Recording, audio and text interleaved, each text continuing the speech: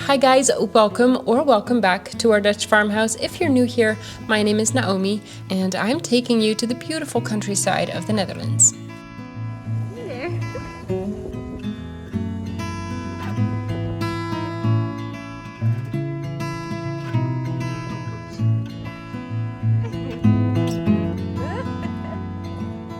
y'all come to say good morning?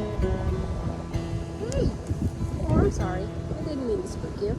So I came out here this morning to film them from a distance, but then they all came to me. That's so much fun. Okay, I'm gonna go now. It was fun to chat with you this morning. Bye, girls. Bye.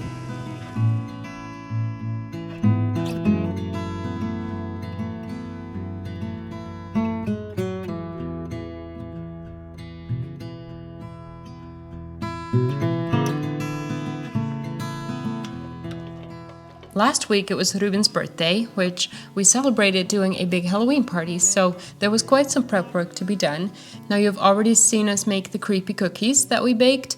They were Jack Skeleton inspired, but we also provided a whole bunch of food for the party. So I made a really big pot of chili, but I used stew meat for it, so right after preparing everything, that one big pot could just go into the warming oven for the rest of the day, and it could stew for hours and hours, and just making this chili very, very special and very delicious.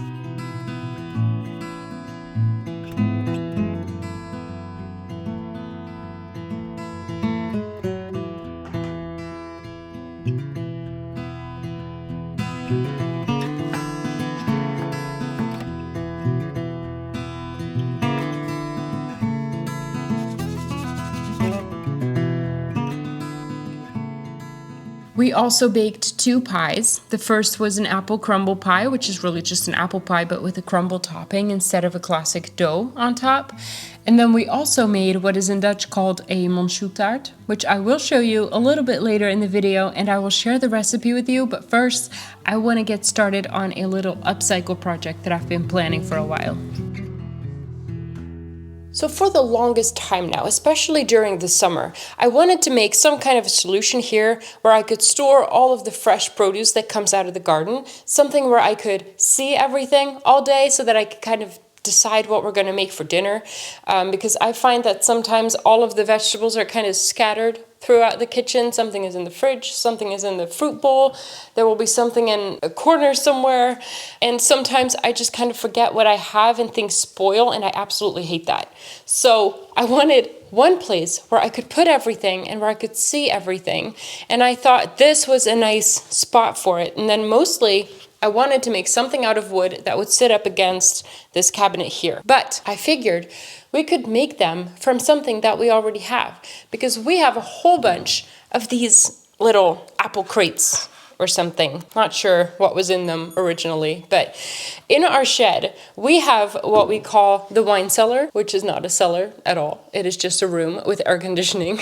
But the previous owner of this house really enjoyed wine, and he stored everything there, and that's why all of these crates were in there.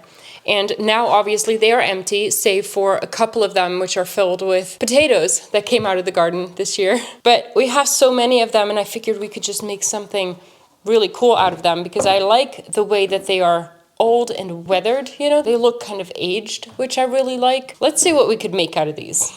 Also, very quick side note, this cabinet here is not going to be like a permanent thing. I would really like some kind of old hutch here, but it's going to take me a while to find the perfect thing, obviously. So in the meantime, I might just change the color to be a little bit darker, kind of like the little shelf thing that we've got on the countertop. This will be a nice upcoming upcycle project.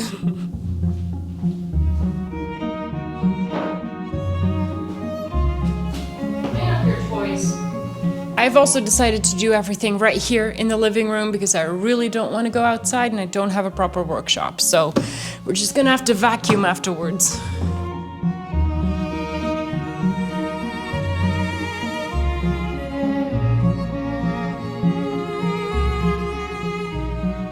So the plan for this little produce stand is to build a 3-tier high little stand using the existing apple crates but making them lower. So I'd be removing the top piece of wood to make them less deep.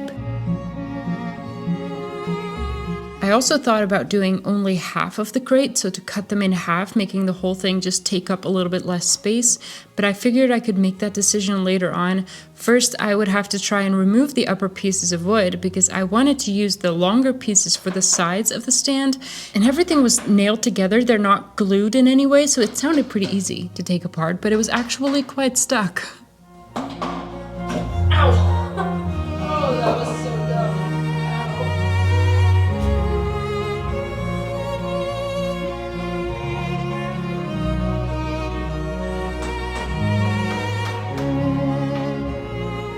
And of course, because these crates have been around for a while, the wood isn't in the best condition. I had to be very careful not to split the pieces that I wanted to save. Now, this project is in no way about being pretty. It is just taking something that we already have and turning it into something useful. In contrast to, for example, the bookcase that I made a couple of months ago, where I'm very precise in all of the measurements and the finish. This one is just thrown together, and I really like that as a project every now and then. But I also really like the end result because, as I have said before, not everything has to look perfect, and I think it actually adds to the old farmhouse vibe to just have things that are functional more than pretty.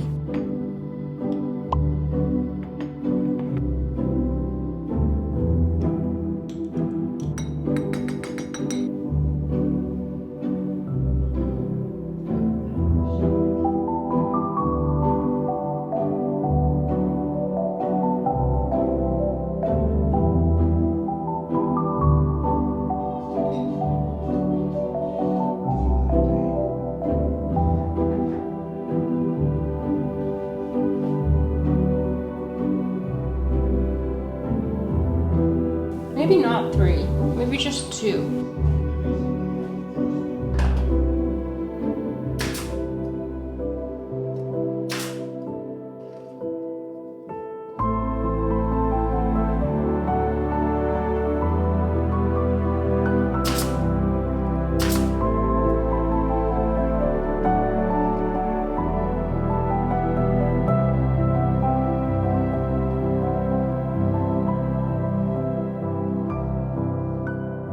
I'm attaching all of the pieces with glue as well as nails because, as I said, the wood isn't in the best condition and I, of course, want it to be as sturdy as it can get.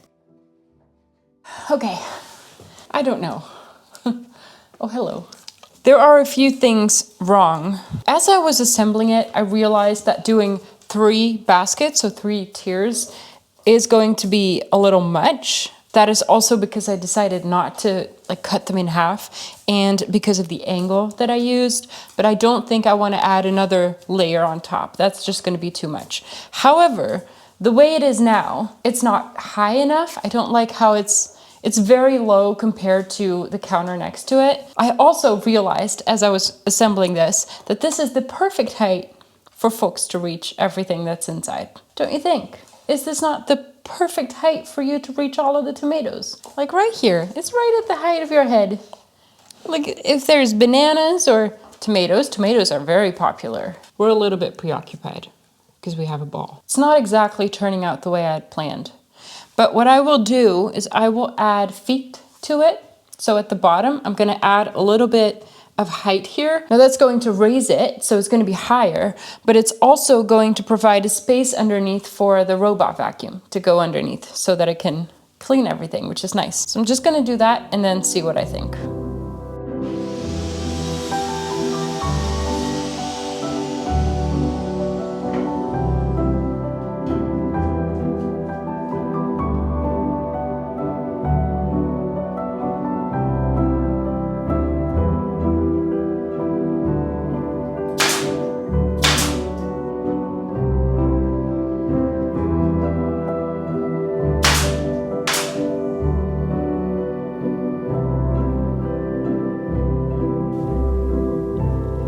Much better. Now I'm giving everything a light sand. I am not sanding it completely bare because that was not the point. I don't want it to be new wood. So I'm just lightly sanding it, taking off most of the splinters and then giving it a dark stain, hoping that it would get kind of close to the color of the shelf on the countertop.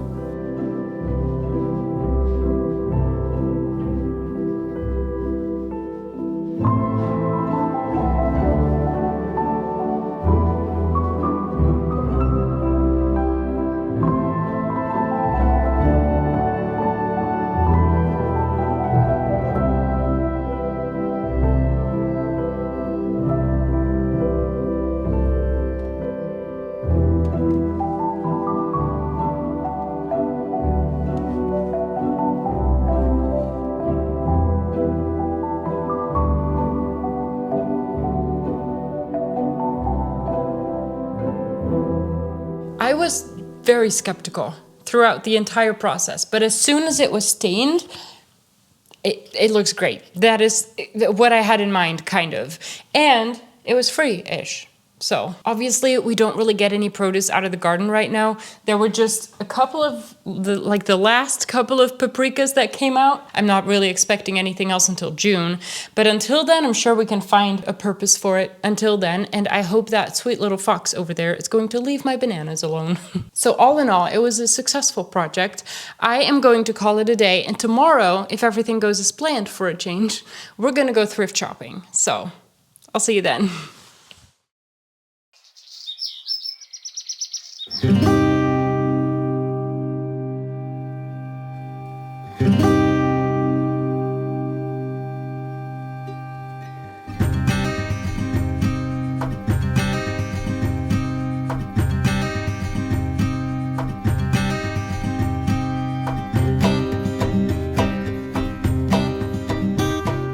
It's very, very bright.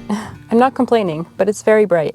So I've been wanting to go thrift shopping for a while now, and I just couldn't really find the time, but we're doing it today. There is one thrift shop that I haven't shown you yet that I really want to take you to. It's about 20 minutes from here, and it's a little bit weird. It's a little weird. I'll show you. It's also a little bit dark always inside there, so it doesn't make for the prettiest footage, but we'll let that slide. Let's go.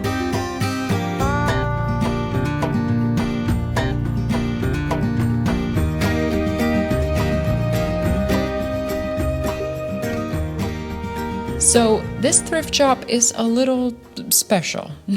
I'm not even sure you can call it a thrift shop, really. It's called Het Rommelparadijs, which translates to junk paradise, I guess. And it really is. It's exactly what it sounds like. I love this place because you can still find some authentic old stuff here for very friendly prices. It is not a very neatly kept store, and you do have to kind of see through the layers of dust, but there are some really fun things here. I also like looking at these really old, beautiful pieces of furniture, even though I would never buy them. They're a little bit too much for me, but I really appreciate the woodwork, and I love that it still exists.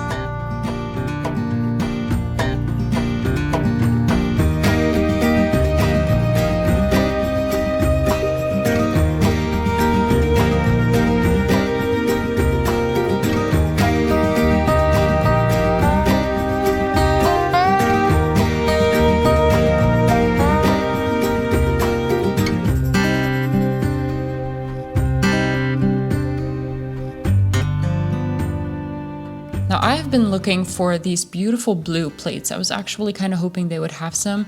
Is it English dishware? I don't know.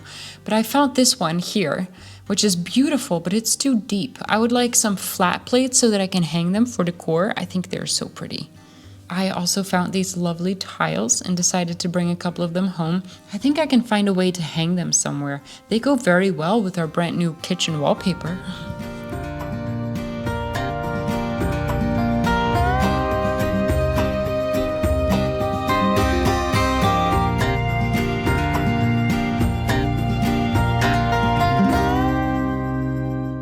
Fijne dag, tot ziens. Doei doei.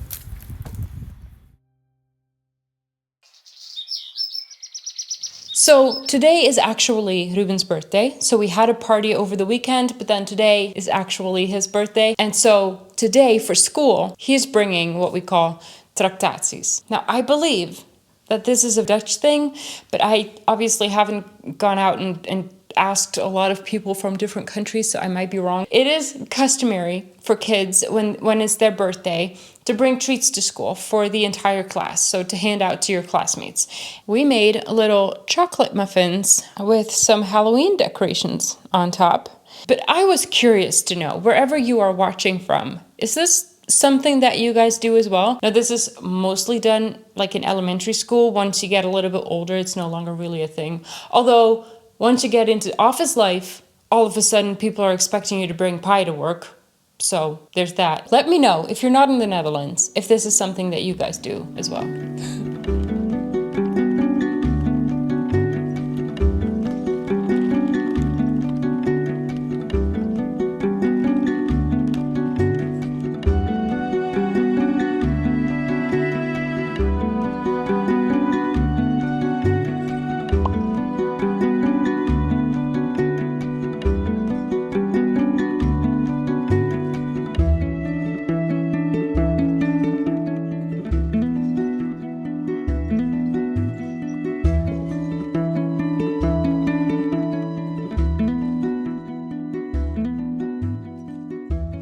Now, the Monchou Taart, or Monchou pie, is a very, very Dutch pie. If you've never had it, it's basically our version of a no-bake cheesecake, but lighter and creamier and way less fuzzy. Now, I don't know how easy it would be to replicate this if you're not in the Netherlands, because it is using such Dutch ingredients, but I will share the recipe with you nonetheless, and maybe you can make a slightly different but still delicious version wherever you are. Ga je die niet meer gebruiken? Die houten lepel. Hoezo? Niks. Now, the base of this pie is very simple. They are just crushed biscuits mixed with melted butter. Now, I am using Bastogne koeken, which is very, very often used for a Monchou pie. They are actually a Belgian invention, by the way, not Dutch. But they are a little bit more caramel and spice flavored than normal biscuits. Of course, you can also do it with any other kind of biscuits that you like. I just crushed them in my food processor and then mixed it with the butter and just press it all down in the pie pan and then cool it in the fridge for a while.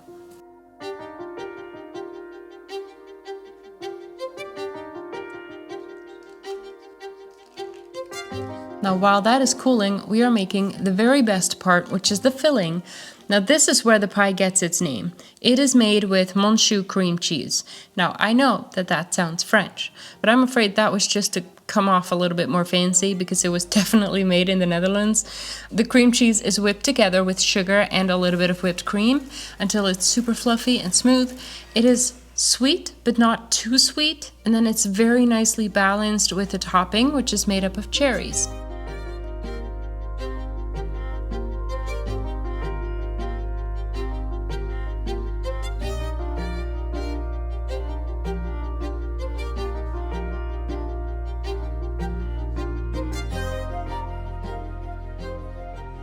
Now, I am just using canned cherry pie filling, but I am using 2 cans and I'm fishing out all of the cherries because I want many, many cherries and not too much of the gooey, sugary, syrupy stuff that the cherries are in.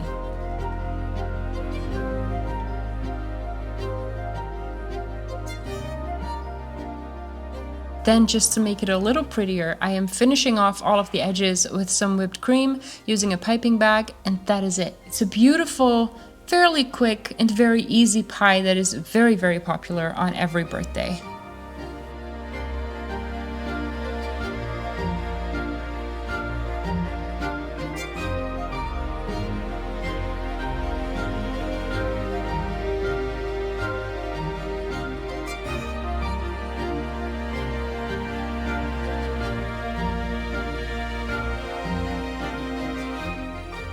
The party was a success. The kids had a great time. There was way too much food, especially because right before the party, I asked Stefan to go to the store and get buns because I thought that would be a good idea to serve with a soup. But then I had also baked 2 sourdough loaves, which were very popular. So we now have 30 buns in the freezer.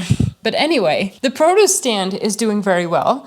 Fox has not eaten any of the bananas yet, so that's going very well. I thought I would give you a very quick update on the sweater. I am now working on the sleeves, so it's going pretty well, but I will do a more in-depth update on the very end because I do have some thoughts about the method that this one is knitted up in, but hopefully it will be pretty much done by next week's video, so I can update you then. There is one tiny more thing that I wanted to mention. If you're familiar with my web shop, I am now shipping to the US again. So if there was anything that you wanted to order but you couldn't over the past month or 2, then now everything is open again. But as you may know, it is currently mostly fall products and shipping to the US has been closed for most of fall. So that's very sad. Hopefully I can find some time to create more winter and Christmas products again. But I will update you on that. For now, though, I'm going to thank you so much for watching, and I very much hope to see you next week. Bye, guys.